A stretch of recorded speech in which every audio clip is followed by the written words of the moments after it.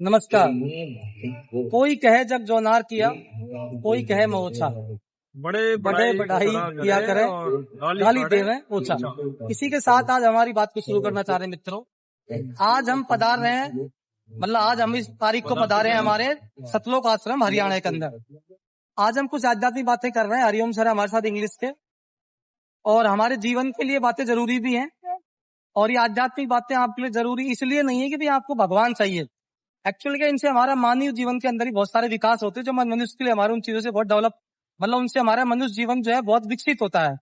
कभी हमें कई बार ऐसा लगता है कि इनकी कोई रिक्वायरमेंट नहीं, हमारे जीवन के हिस्से है, वो पार्ट ऑफ द लाइफ। तो सही बात है ना। और आज हम आपको ऐसा ही वृत्तांत दिखाना चाह रहे हैं संत रामपाल जी महाराज के बारे में। काफी दिनों से लोगों ने देखो बहुत अफवाहें उड़ाई, खूब सारी बातें हुई है, मीडिया ने भी आज तक कभी कोई कवर नहीं किया, लेकिन रियलिटी हम आपको बताना चाह रहे हैं। जो रियलिटी है वो क्या है, और उस चीज को आप चाहो तो किसी भी अगर लोकल न्यूज पर देखोगे, वैसे भी कहीं सारे यूट्यूबर्स बताए, लेकिन अभी गोदी मीडिया नहीं बता रहा उस चीज को। उसके पीछे तर्क ये है कि गोदी मीडिया नहीं चाहता है कोई सच्चा व्यक्ति, सच्चा संत हमारे देश के सभी लोगों के मतलब सामने आए, चर्चा में आए, नहीं तो फिर उनकी थूथू हो जाएगी अंडरवर्ल्ड में।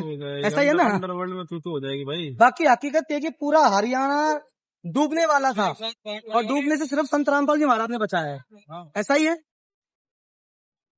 कम से भी कम साथ हजारों करोड़ रुपए का तो मतलब पाइप आ गए संत रामपाल जी। तो मतलब आप सोच सकते हो, लगभग 50 किलोमीटर की ऐसी तो लाइन बिछाई है एक जगह, ऐसी पता नहीं कितनी बिछा दी। कितने लाइन। अगर सरकार कोई भी इस काम को करती, मैं कह रहा हूँ 100% दुनिया भर के अखबारों में हेडिंग वही होती, असफल होती इस काम को अगर करती सरकार, तो ये गारंटेड बात मान लो नहीं। लेकिन इस काम को एक संत रामपाल जी महाराज ने अपने अनुयायियों के माध्यम से, जो उस रास्ते पर चल रहे, सच्चे रास्ते पर चल रहे, जिसके अंदर कोई छल कपट नहीं है, उसके माध्यम से ये ऐसे काम को करवाया। और उसके अलावा आपको और चीजें बताता हूँ, हालांकि जितनी तारीफ की जाए उतनी कम है। अभी यहाँ पे इतने आश्रमों में शायद मुझे लगता है ऑल ओवर वर्ल्ड के अंदर मतलब लेवल का भंडारे चल रहे हैं, और उन भंडारों के अंदर सभी के अंदर इतने लोग आ रहे हैं, शायद लाखों लोग हैं, हजारों नहीं लाखों की तादाद में लोग आ रहे हैं, पर डे के लाखों लोग आ रहे हैं। और लाखों लोगों में ना कोई झगड़ा है, सारी व्यवस्था है, कोई पुलिस नहीं है, कोई फोर्स नहीं है, कोई प्रशासन नहीं है, गलत है। और उसके अलावा अभी मैं आपको दिखाऊंगा पूरी चीज, यहाँ का भी श्रम बातें कर रहे हैं, आपको बता रहे हैं ना। सारी पानी की व्यवस्था, टॉयलेट व्यवस्था, लैट्रिन व्यवस्था, आप लाइट व्यवस्था, भाई बहनों की व्यवस्था, किसी तरह की कोई गुंडागिर्दी, कोई भी किसी तरह की ऐसी व्यवस्था सब जगह से मैनेज है। और उसको सिर्फ यहाँ के लोग कर रहे हैं, यहीं के बस अनुयायी लोग कर रहे हैं। और टॉयलेट में कहीं मतलब इतनी सी बदबू नहीं है, गंदगी नहीं। आप अगर 100 बच्चों के स्कूल में जाओगे तो वहाँ पे आपको प्राइवेट स्कूल से भले ले लो, आपको लैट्रिन लगी मिलेगी, मैंने खुद देखी है। सही बात, सही है ना चीज। यहाँ पे आपको अभी एक सेकंड के अंदर ऐसे वेटिंग में खड़े रहते हैं हजार, मतलब 200-500 लोग तो खाने के लिए, और सबके लिए पत्थर, मतलब सबके लिए वो नहीं, पत्थर दुनिया नहीं आ रहे, किसके बर्तन आ रहे हैं, और जो हमारे स्टील के ओरिजिनल बर्तन, वो बर्तन आ रहे हैं। देसी घी का भंडारा चल रहा है, ऐसा एक जगह नहीं हो रहा, आप देख लो कितनी जगह हो रहा है, कई जगह हो रहा है ना। और अब मैं उसी चीज के उदाहरण यहाँ पर दिखाऊंगा, लोगों ने कैसे बदनाम किया। अब यहाँ भंडारा चल रहा है, उसी चीज के ऊपर एक कबीर जी का पुराना प्रदर्शनी लगाई गई है। उस प्रदर्शनी को हम आपको दिखाएंगे, उसमें क्या क्या चीजें बताई गई। कबीर साहब के ऊपर पुराने चीज में जो 1398 के आसपास जो हुआ था खेल, उसी चीज को प्रदर्शनी में दर्शाया गया, उस चीज को मैं आपको बताऊंगा। और ऐसा ही सेम टू सेम आज संत रामपाल जी महाराज के साथ में लोग यहाँ करना चाह रहे हैं, पर ऐसा होगा नहीं, क्योंकि वो वास्तव में यूनिवर्स उनके साथ में ऑल यूनिवर्स है, ऑल ब्रह्मांड है। ठीक है सर, अभी मैं यहाँ के लोगों से चर्चा करेंगे, बातचीत करेंगे, हमारी हरिओम सर से भी अलग से बात करेंगे। चलो एक बात, आइए सर मिलते हैं ना, प्रदर्शनी के अंदर आओ। तो देखिए भाई दोस्तों, अभी जो मैंने बात करी थी कि जिस तरह से संत रामपाल जी महाराज पर आज जो आरोप लगाए जा रहे हैं, जिस तरह हालेंगे अभी तो चीजें क्लियर हो चुकी है हर तरीके से। सेम टू सेम किसी समय जब 1398 कबीर साहब आए तो उस समय सारी बातें झूठी चिट्ठी बांटी गई थी, और भंडारे के लिए कैसे उनको बदनाम किया गया, लेकिन वो आखिर वो सब झूठा षड्यंत्र साबित हुआ। तो उसी चीज की प्रदर्शनी लगाई गई, उसके बारे में आपको इनसे लोगों से मिलवाता हूँ। देखिए इसके नाम की ये तो जो लाया है भंडारा कहाँ से? हाँ जी बहन जी, सच साहब देखो, इसमें देखो दिखाया गया नीचे पड़े लाइनों को। परमेश्वर कबीर बंदी छोड़ जी को बदनाम करके काशी से भगाने के लिए साधु संतों के साथ मिलकर काशी नगर में 3 दिवसीय विशाल भंडारे के झूठे निमंत्रण पर डलवाने का षड्यंत्र करते दिल्ली के बादशाह सिकंदर लोदी के पीर से तक। यानी कि हमारा जो मतलब है, बहन जी बताएंगे, भाई भी बता देंगे आपको, कि यहाँ जो संत रामपाल जी महाराज, मैं आपको उस चीज से क्यों लिंक कर रहा हूं कि जो जिस समय कबीर साहब के साथ में ऐसा हुआ था, ऐसा ही आज संत रामपाल जी के साथ इन चीजों को हो रहा है कि यहाँ पर क्या है कि कबीर साहब जी के साथ उस समय कुछ जो नकली धर्म गुरु थे, जिनको सच्चा ज्ञान नहीं था, उन्हें कबीर साहब जी को झूठा साबित करने के लिए एक चिट्ठी बंटवाई थी कि भाई ऐसी चिट्ठी बांट दो ताकि कबीर साहब ना तो भंडारा कर पाएगा, लोगों में बदनाम हो जाएगा। क्यों जी साहब, ऐसा ही था ना भगत जी, हुआ था जी, है ना? इन्होंने षड्यंत्र रचा था हिंदू हाँ। धर्म को और मुसलमान धर्म गुरुओं ने सबने मिलकर षड्यंत्र रचा था कि ताकि कबीर साहब बदनाम हो जाए कि भाई ये भंडारा कर तो नहीं पाएंगे, जुला है और ये अपने आप को भगवान कहता है, तो कैसे देखते हैं कैसे सिद्ध करेगा भगवान। तो ये उस चीज का देखो षड्यंत्र रचने की ये वो दिखाई गई है, मतलब एक तरह से उसका बनाई गई है, प्रतिमा बताई गई इसके अंदर ऐसे रूपरेखा तैयार किया, मतलब ठीक है, प्रदर्शन दिखाई गई ऐसे ऐसे लोग मिलके कर रहे हैं। हाँ, निमंत्रण पत्र तैयार करवा दो कि टोकरी के अंदर डाल रखे कि भाई निमंत्रण पत्र बंटवाओ और कबीर साहब को बदनाम करो। तो देखते हैं इसी प्रदर्शनी में आगे क्या दिखा रखा है। देखो अब अगला जो सीन होता है, निमंत्रण पत्र बंटवाने के बाद में ये सादर निमंत्रण दिया जा रहा है शेख तकी के माध्यम से, जो कि मुसलमान धर्मगुरु था सिकंदर लोदी का। तो सिकंदर लोदी उस समय क्या है कि उनके जलन के रोग से दुखित थे, तो वो कबीर साहब जी के अनुयायी बन चुके थे, लेकिन उनके धार्मिक गुरु थे सिकंदर लोधी, सॉरी सिकंदर धार्मिक गुरु थे, क्या नाम अपना ये शेख तकी जी थे, है ना। तो ये देखो निमंत्रण दे रहे हैं, निमंत्रण देते बता रहे हैं निमंत्रण दे देंगे मैं से, और सिकंदर लोधी बता रहे हैं भाई हम ये निमंत्रण दे रहे हैं ना।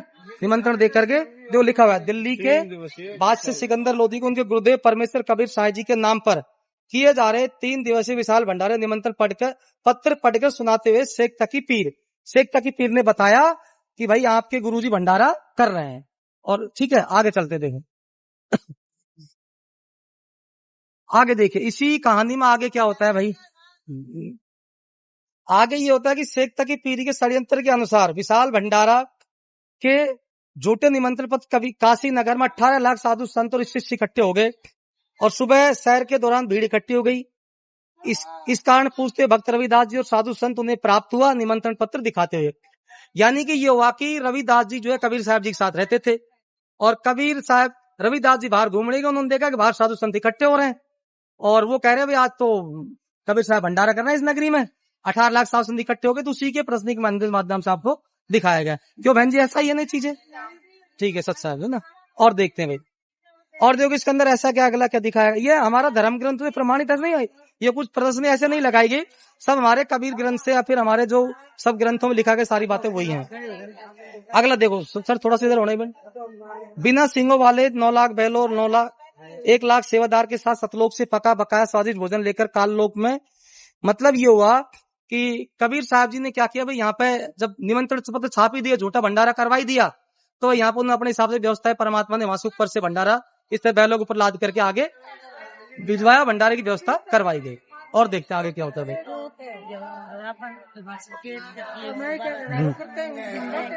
आगे देखिए इसमें क्या है। विशाल भंडारे में पीने का पानी भी आ गया सतलोक से साफ, ये लो पानी आ चुका है, पानी से मटके भर गए हैं, मतलब जो समय मटके दिखाएंगे मटके सो किया गया, बाकी मटके से थोड़ी काम चल होगा, तगड़े बर्तन भरे होंगे। तो पृथ्वी वाली गंगा ने जल से कई मतलब स्वादिष्ट जल भंडार टेंटों के पास गिरने लग गया, मतलब पानी कोई दिक्कत नहीं है किसी भी तरीके की। ये भी कबीर साहब ने किया चमत्कार था उस समय का। और देखते हैं भाई आगे। उसके बाद ये भंडारा जिमा दिया गया, जबकि वो झूठी चिट्ठी छपाई थी उन्होंने तो, लेकिन कबीर साहब ने अपनी समर्थ का परिचय देते हुए और सभी संतों को भोजन करवाया। और भोजन के साथ साथ इन्होंने और जो किया उसका देखो बता दे। भोजन के साथ साथ इन्होंने क्या किया देखो बताते हैं।